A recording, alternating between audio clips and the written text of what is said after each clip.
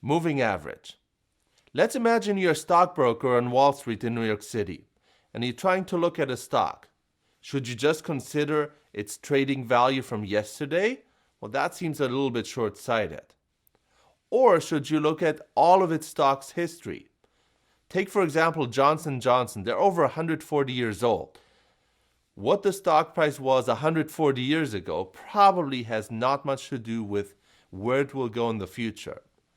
The truth lies somewhere in the middle. You want to look at a moving average that takes a subset of data, averages it, and as we move through time, that average will move with us. So on the stock market, we often consider 50 and 200-day moving averages as a comparison for the stock price that we currently have. Now let's take a look at the math behind the moving average.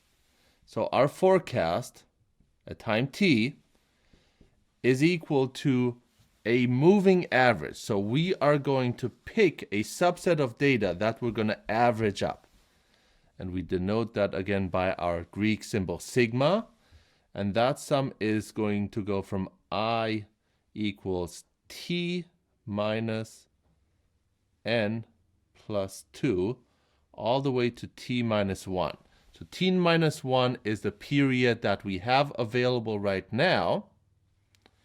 And we're going to go back n periods. Now we have to add the 2 back in because we really started at t minus 1. And we only want to go 8 periods back of demand. We divide it by the number of periods that we summed up, which is n. And there we have the formula for the moving average. And if we look at it on a timeline, we're here at point t.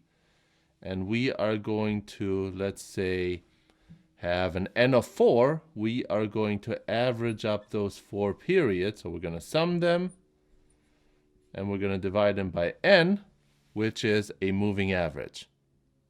The average, as you saw, is a fairly straightforward mathematical function. But in the moving average, we have one big unknown, and that's called n.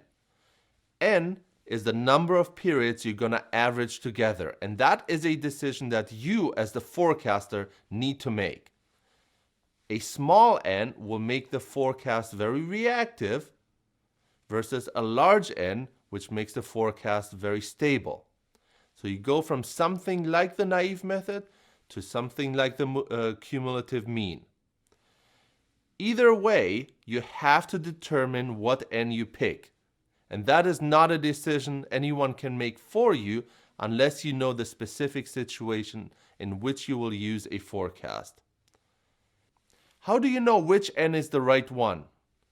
Well, it comes down to trial and error. You have to try different values of n, measure accuracy for each one of them, and then pick the best one. So as we've seen, the moving average is a tremendously adaptable forecasting method. You can make it very reactive, you can make it very stable, and that's why a lot of companies that have reasonably stable demand love to use it.